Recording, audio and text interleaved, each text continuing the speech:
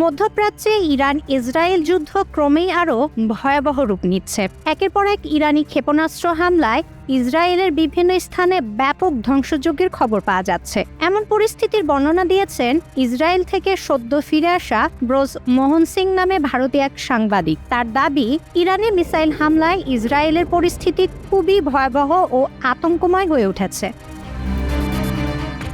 ভারতীয় এই সাংবাদিক জানান, ইরানের হামলা এতটাই আকস্মিক যে অনেক সময় কোনো সতর্কতা সাইরেনও বাজে না। এমনকি নিরাপদ মনে করা ব্রাঙ্কারও সবসময় রক্ষা করতে পারছে না সাধারণ মানুষকে। তার ভাষায়, অনেক মানুষ ব্রাঙ্কারের ভেতরে প্রাণ হারিয়েছেন। তিনি আরও অভিযোগ করেন, ইসরায়েল সরকার হাসপাতালগুলোতে সাংবাদিকদের প্রবেশে বাধা দিচ্ছে এবং প্রকৃত হতাহতের সংখ্যা গোপন রাখার চেষ্টা করছে।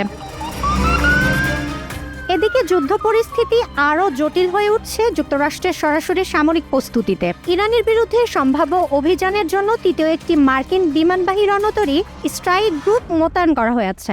George HW. বুশ রণতরী ভূমধ্যসাগরে অবস্থানরত আরও দুটি মার্কিন ক্যারিয়ার গ্রুপের সঙ্গে যোগ দেওয়ার প্রস্তুতি নিচ্ছে। বিশ্লেষকদের মতে, বিপুল সামরিক শক্তির সমাবেশ ভবিষ্যতে আরও বড় ধরনের হামলার ইঙ্গিত দিতে পারে।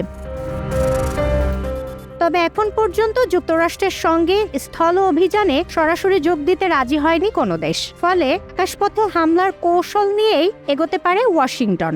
একই সময় ইরানের সঙ্গে কূটনৈতিক আলোচনায় নেমেছে চীন, আর হরমুজ প্রণালী সীমিতভাবে উন্মুক্ত করার বিষয়েও আলোচনা চলছে।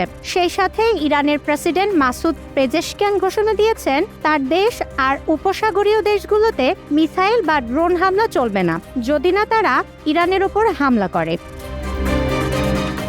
জেদমি খান, টাইমস টুডে।